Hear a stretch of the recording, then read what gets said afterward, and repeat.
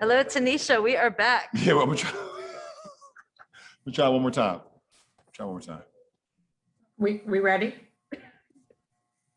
All right. AT? What's up, sir? B, what's up? It's all good, man. All good. We've been having this conversation about the MVP award.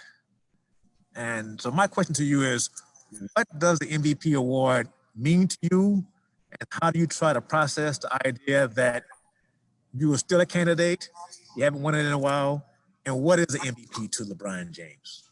Well, I mean, for me personally, the MVP, I try to be there every night for my ball club and being available to them and being the best player on the floor every night.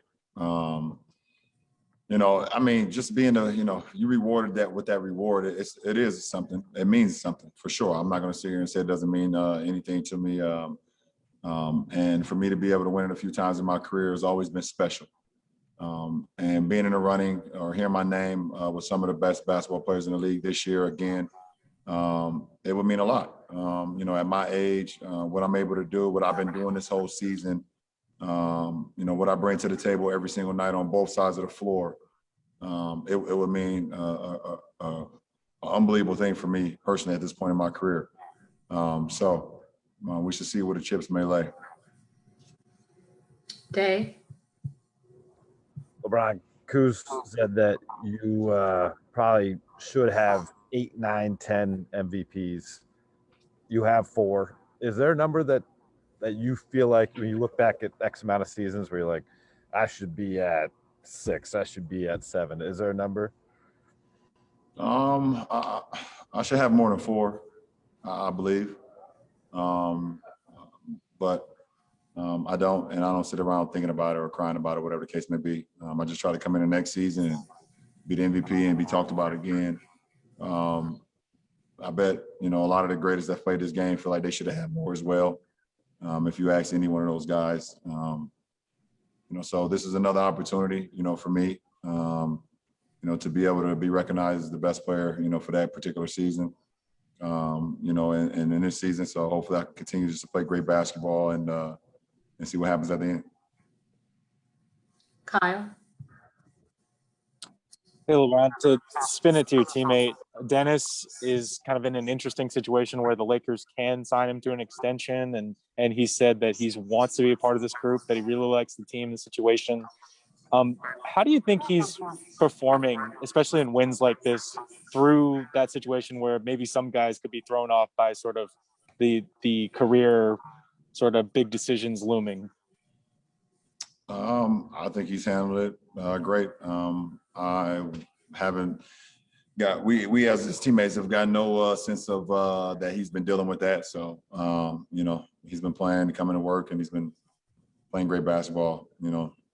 Despite having to deal with extension talks and things of that nature. I think that's for his side, his agent, and the front office all to figure out. Us as his teammates, we just we support him on the floor. Obviously, we support him off the floor and off the court and things of that nature. But the business side, that's separate from us. Michael Duarte? Yeah, LeBron, I remember that game in Cleveland when you first went up against a rookie Lonzo Ball. What was it like going up against his little brother LaMelo tonight? Similarities, differences? What was your first impression of him? I mean, I think it's damn good to be his age. His speed, his quickness, his ability to make shots at all facets. In the paint. Floaters, threes. He has a 3-tier already, and he's going to only get better. Every game is a learning experience for him. He's going to get better and better, as the season goes on, as his career goes on, and so on and so on. So, he's him and Zoe are two, just very unique players in our league, and they showcase that every night. Okay, we'll take 2 more. Harrison? Hey, LeBron, Alex was just telling us that you guys aren't worried about your seed. You're worrying about winning a championship, but you're only 1.5 games back of the 1 seed now. I was just wondering, you've won 4 in a row. Is chasing that something that matters to you guys at all, or do you not really care about where you end up at the end of the season heading into the playoffs? We haven't really talked about it. If it gets to a point where we can capture it, I mean, why not? But we haven't talked about it at all. We haven't talked about seeding all year. We just talk about, playing championship basketball, through wins, through losses, whatever the case may be. That's what we talk about. And, we want to continue to get better, and we've gotten better since the break. And but the most important for our ball club is two things: it's playing championship basketball every night and being healthy. We healthy and we full. We compete versus anybody in the world. So that's what's important for us. And last question, Nick Hamilton.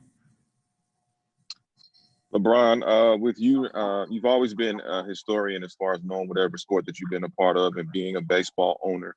With Major League Baseball incorporating the Negro League records and an important time in baseball that the Negro Leagues were, what does that mean to you, and how important is that to you as well as us in the baseball community?